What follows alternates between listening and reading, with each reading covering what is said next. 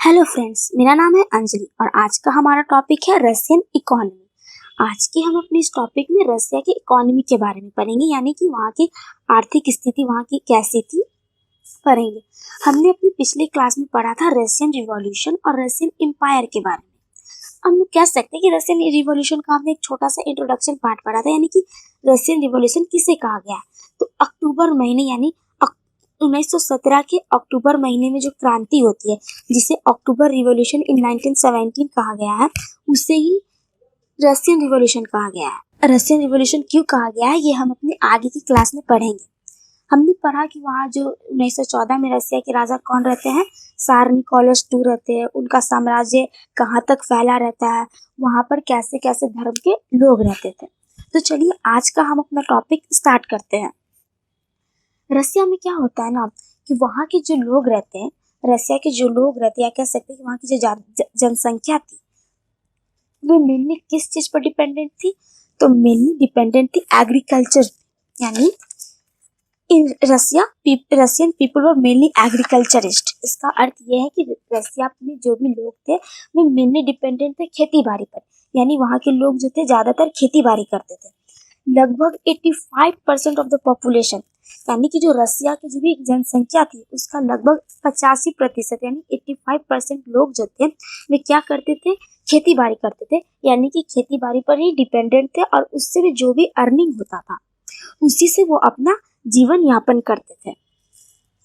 अब देखिए रसिया में हमने देखा कि लोग जो है लगभग 85% लोग जो है किस चीज पर डिपेंडेंट है, खेती बाड़ी पर डिपेंडेंट है। और ये जो आंकड़ा है ना 85% का, ये अदर यूरोपियन कंट्रीज के अकॉर्डिंग बहुत ही ज्यादा था। यानी यूरोपियन कंट्रीज में लोग डिपेंडेंट थे, लोग खेती बाड़ी करते थे, मगर यूरोप में भी सबसे ज्यादा खेती बाड़ी कहाँ होता था, तो रसिया में होता था। बात करें दूसरे यूरोपियन कंट्रीज की, जैसे फ्रांस और जर्मनी की, तो वहां पर लोग 40 से 50% लोग ही खेती बाड़ी करते थे। यानी कि वहाँ की जो जनसंख्या थी वो लगभग 40 से 50% लोगों की जो जनसंख्या थी वे किस पर डिपेंडेंट थी, एग्रीकल्चर पे, यानी खेती बाड़ी पर डिपेंडेंट थी। अब देखिए रसिया में लोग ज्यादातर खेती बाड़ी करते थे, तो इससे क्या होगा कि प्रोडक्शन भी ज्यादा होगा। तो रसिया में लोग किस चीज की खेती बाड़ी करते थे, क्या करते थे, तो इन रसिया cultivators farmers mainly produced for the market as well as for their own needs।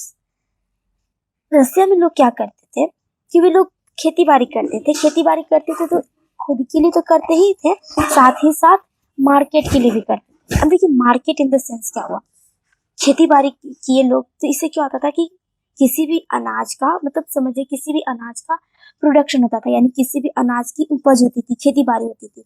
तो उससे क्या हुआ कि अनाज उपजा, जब अनाज का उत्पादन होता था तो जो प्रोडक्शन होता था उसमें से लोग क्या करते थे, रसियन पीपल्स या फार्मर्स क्या करते थे कि अपनी जरूरत के अकॉर्डिंग अपना एक हिस्सा अपने पास रख लेते थे, उस प्रोडक्शन का एक हिस्सा अपनी जरूरत के अकॉर्डिंग अपने पास रख लेते थे, और जो बाकी बचा हुआ रहता था उसे मार्केट में बेचते थे। Produce for the market in the sense का मतलब क्या है, प्रोड्यूस फॉर द मार्केट का मतलब कि जो बचा हुआ हिस्सा होता था किस चीज का, प्रोडक्शन का, जो खेती बाड़ी जो भी हुआ, जिस भी चीज की खेती बाड़ी हुई उसका जो भी बचा हुआ हिस्सा रहता था, किस अपने हिस्सा पे रखने के बाद जो बाकी का जो बचा हुआ हिस्सा रहता था उसको मार्केट में बेचते थे, उसको बेचते थे।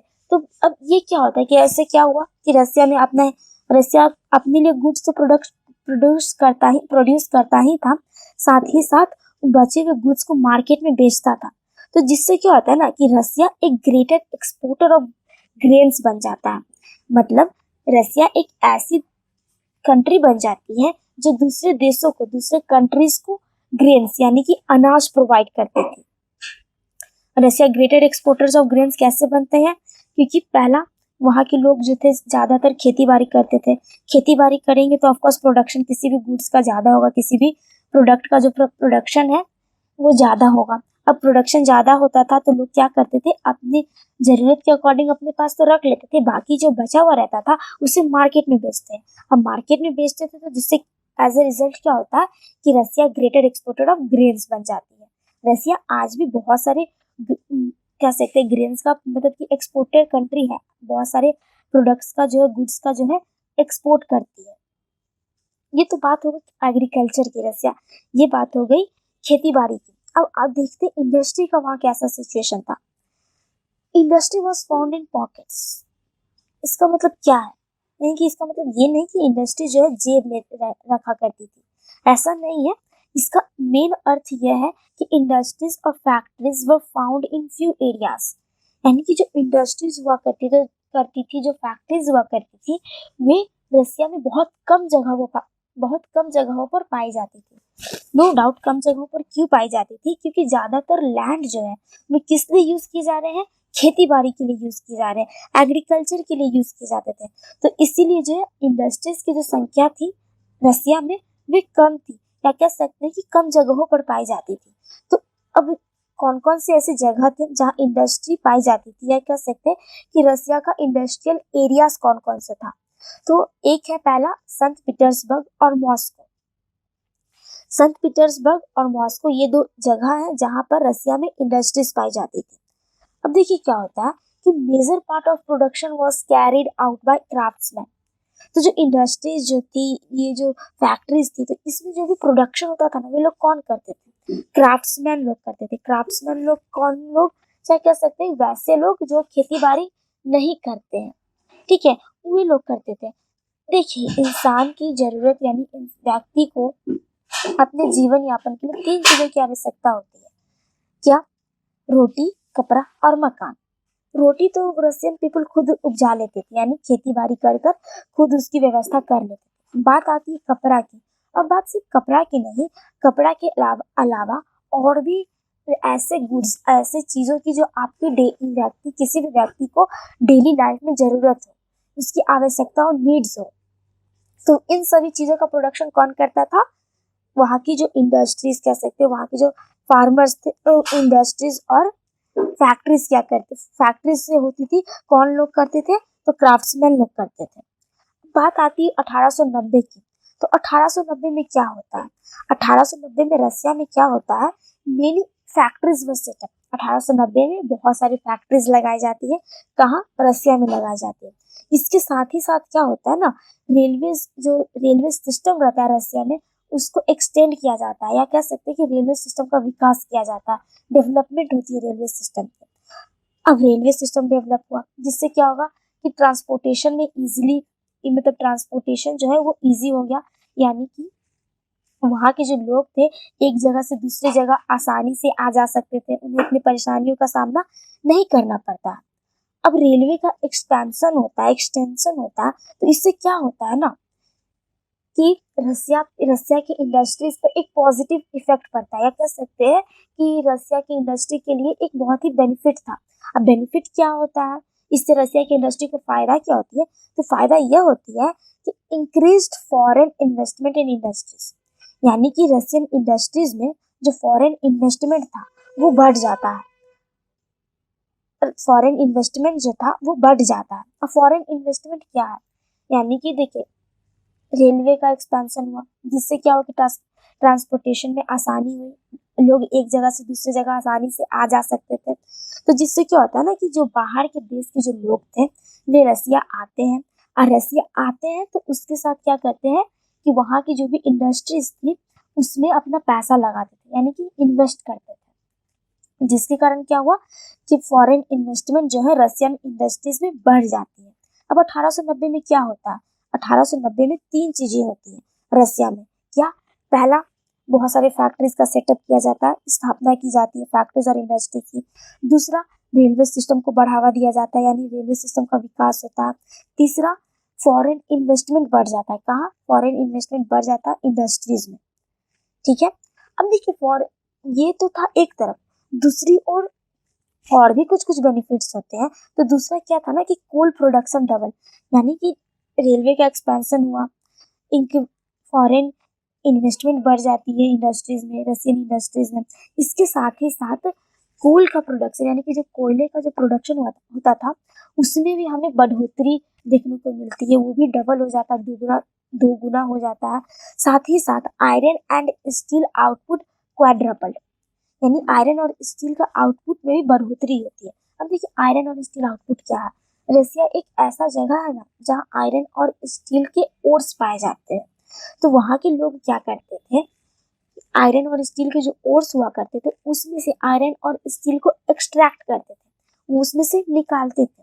तो ये जो एक्सट्रैक्शन होता है आयरन और स्टील का, ये भी बढ़ जाता है, ये इसका भी बढ़ोतरी होती है, इसमें भी इंक्रीमेंट हमें देखने के लिए मिलता है।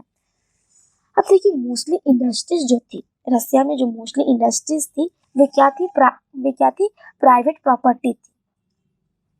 नो डाउट, याद कीजिए हमने अपने सोशलिज्म के क्लास में पढ़ा था कैपिटलिस्ट के बारे में, यानी कैपिटलिस्ट क्या था, तो जो भी मोस्टली इंडस्ट्रीज जो थी वो प्राइवेट प्रॉपर्टी थी। प्राइवेट प्रॉपर्टी किसकी, कि एक ऐसे इंडिविजुअल, एक ऐसे व्यक्ति की थी, एक ऐसे व्यक्ति की थी जिसने अपना पूंजी लगाकर, मतलब पूंजी लगाती थी किस चीज में, फैक्ट्रीज और इंडस्ट्रीज में, पैसा लगाकर उस फैक्ट्रीज और इंडस्ट्री का निर्माण किया, या कह सकते हैं कि उसकी स्थापना करती है, तो उन्हें कैपिटलिस्ट कहा गया था। तो उनका मेन एम क्या था, प्रॉफिट मैक्सिमाइजेशन मेन एम था। वो किस चीज पर ज्यादा फोकस करते थे, कि उनको सबसे ज्यादा फोकस था कि वो किसी भी तरीके से उन्हें पैसा कमाना है, उन्हें अपना प्रॉफिट पर ध्यान दिया करते थे। अब क्या है कि ये जो प्राइवेट प्रॉपर्टी है, क्या वहाँ की जो गवर्नमेंट है, वहाँ की, या कह सकते हैं कि किंग का रूल था, जो राजा का रूल था, तो उनका राजा का क्या इस फैक्ट्री पर कोई अधिकार नहीं है, या कह सकते हैं कि राजा मतलब कुछ नहीं कर सकते थे इस फैक्ट्री के लिए। तो वहाँ की जो गवर्नमेंट है ना, उनका सिर्फ कह सकते हैं कि उनका इतना ही रोल था कि एक सुपरवाइज करते थे। अब सुपरवाइज क्या करते थे, तो government supervise large factories to ensure minimum wages and limited working hours. तो जो गवर्नमेंट का जो रोल था, ये फैक्ट्रीज पे, या कह सकते हैं प्राइवेट प्रॉपर्टी में कितना कैसा रोल था, तो उनका रोल इतना ही तक सीमित था ना, कि उन्होंने मिनिमम वेजेस और लिमिटेड वर्किंग आवर्स का रूल लाया था, कह सकते हैं रूल या फिर एक पॉलिसी ये लेकर आए थे। अब देखिए मिनिमम वेजेस क्या था, मिनिमम वेजेस का मतलब कि गवर्नमेंट ने ना एक मिनिमम लिमिट फिक्स कर दी थी कि किसी भी वर्कर को इतना से कम वेजेस नहीं दिया जाएगा। मतलब समझ लीजिए, एज एग्जाम्पल, कि गवर्नमेंट ने ये गवर्नमेंट ने ये घोषणा किया, कि ये नियम निकाला कि किसी भी वर्कर को उसको मजदूरी 200 रुपए, कम से कम 200 रुपए दी जाएगी, 200 रुपए से नीचे नहीं दिया जाएगा। तो ये जो 200 रुपए का एक लिमिट लग गया ना, कि इसके नीचे नहीं दिया जाएगा, तो इसे ही मिनिमम वेजेस कहा गया है। तो सेम जो पॉलिसी रहती है, कह सकते हैं कि सेम ऐसा ही रूल जो है वहाँ की, मतलब रसिया की गवर्नमेंट लाती है, मिनिमम वेजेस का पॉलिसी लाती है, कह सकते हैं रूल लाती है कि इतना से कम नहीं दिया जाएगा। दूसरा है लिमिटेड वर्किंग आवर्स। वहाँ की गवर्नमेंट ने क्या किया था ना, कि वहाँ के वर्कर्स को काम करने के लिए एक समय सीमा निर्धारित कर दी थी, कि वर्कर्स को काम, मतलब इतना देर तक ही काम करवाया जाएगा, इससे ज्यादा नहीं। अब देखिए ये मिनिमम वेजेस और लिमिटेड वर्किंग आवर्स का जो रूल है या पॉलिसी क्यों लाया गया था, क्योंकि देखिए इंडस्ट्रियल रिवॉल्यूशन के टाइम में हमने पढ़ा था, फ्रेंच रिवॉल्यूशन में याद कीजिए हमने पढ़ा था कि इंडस्ट्रियल रिवॉल्यूशन आती है, तो उस समय जो वर्कर्स का है कंडीशन जो रहता है, दयनीय स्थिति रहती है। वर्कर्स को वेजेस कम दिया जाता था, उनसे 14-14, 15-15 घंटे काम करवाया जाता था। तो इसी को ध्यान में रखकर वहाँ के जो राजा रहते हैं, मिनिमम वेजेस और लिमिटेड वर्किंग आवर्स का एक रूल लाते, या कह सकते हैं कि नियम लागू करते हैं। बट ये जो रूल था, ये नियम था ना, वे कोई फैक्ट्रीज और इंडस्ट्रीज फॉलो नहीं करती थी। These rules were broken by the factories. ये रूल का उतना सख्ती से पालन नहीं होता था। ये रूल का जो है, मतलब कि मिनिमम वेजेस और लिमिटेड वर्किंग आवर्स का सख्ती से पालन नहीं किया जाता था, या कह सकते हैं जो फैक्ट्रीज और इंडस्ट्रीज हुआ करती थी वे इस चीज को फॉलो नहीं करती। अब देखिए आपकी स्क्रीन पे ये एक तस्वीर आ रही है। इस तस्वीर में देखिए, इस तस्वीर से देखने से हमें ये पता चल रहा है ना, कि इस तस्वीर से वर्कर्स की दयनीय स्थिति के बारे में पता चल रहा है, यानी कि उनका कंडीशन कैसा था। अभी सामने इस तस्वीर में आप देख सकते हैं कि वर्कर्स स्लीपिंग इन डॉर्मेटरी, यानी कि वर्कर्स लोगों को के साथ कैसा ट्रीट किया जाता था। जितने भी वर्कर्स हुआ करते थे उन्हें कहाँ सुलाया जाता था, एक ही रूम में साथ में आपको सोना है, इसी तरीके से सोना है। तो जितने भी वर्कर्स होते थे एक ही रूम में उन्हें सोने के लिए फैसिलिटी दी जाती थी। तो इन सब चीजों से हमें क्या पता चल रहा है कि वर्कर्स का जो कंडीशन था वो बहुत ही ज्यादा खराब था। कहाँ, रसिया में भी खराब था। No doubt other European countries में भी खराब तो था ही, साथ ही साथ रसिया में भी उनकी स्थिति जो थी दयनीय स्थिति। ये तो हो गया रशियन इकोनॉमी। हम अपने नेक्स्ट क्लास में रशियन सोसाइटी के बारे में पढ़ेंगे कि वहाँ की सोसाइटी कैसी थी। हमारे इस चैप्टर के नोट्स का पीडीएफ आप सभी के लिए डिस्क्रिप्शन बॉक्स में अवेलेबल है।